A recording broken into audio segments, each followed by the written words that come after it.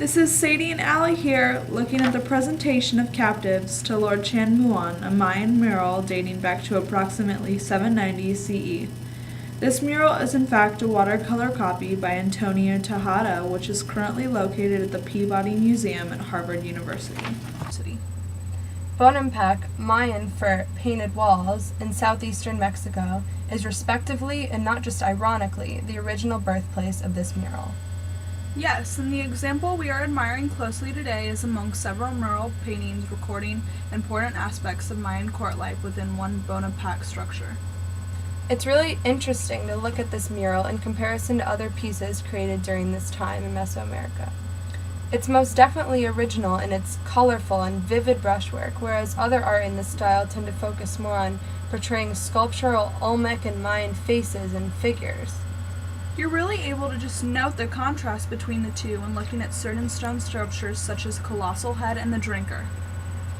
Exactly. Those are two perfect examples of how this piece really veers away from the typical style seen throughout most Mesoamerican art.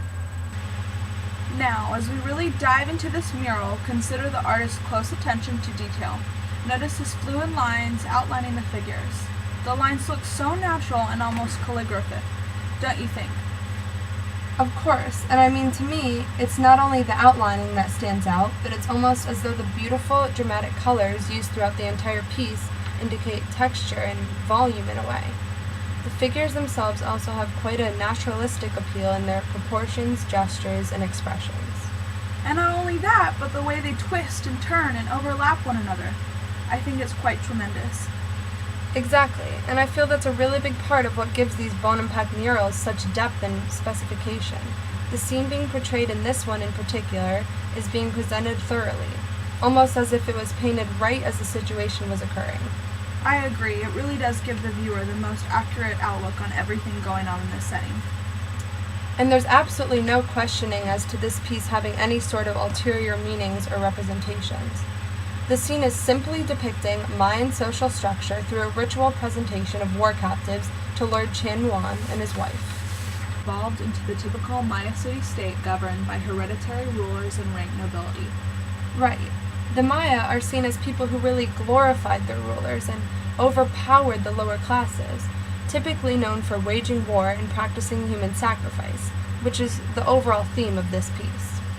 A very important aspect to focus in on is how the mural is so subtly divided into registers, represented by the steps leading up to the top of the pyramid.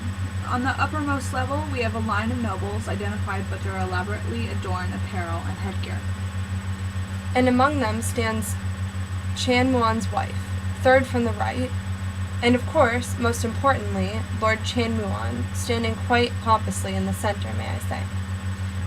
And not only is it his undoubtedly arrogant attitude giving it away, but you can most definitely tell this figure is the ruler by the way he wears the most adorned outfit and headgear of them all and is standing in the absolute center and top with all the attention from every figure on him. In the middle zone are most noticeably the naked captives on their knees, anticipating their most dreaded death. Right. Now if you look carefully, you can see the bloodletting ritual taking place within the captives while they wait in line to be killed. Bloodletting was a Mayan ritual in which the ruler, his consort, and the certain members of the nobility drew blood from their bodies and seek a union with the supernatural world. Yes, and it's also said that this torture and eventual execution of prisoners really just served as a way to nourish the gods and strike fear into the Mayans' enemies and general populace. Now, let's move on to the lowermost level. These are attendants who are seemingly of an inferior rank to the nobility of the uppermost zone, as their costumes and headgear are obviously more simplified. Right, but you can also tell that they are of higher stature than the captives in the middle because of the way their dignified expressions contrast greatly from the hopelessly distressed attitudes and gestures of those in danger of execution.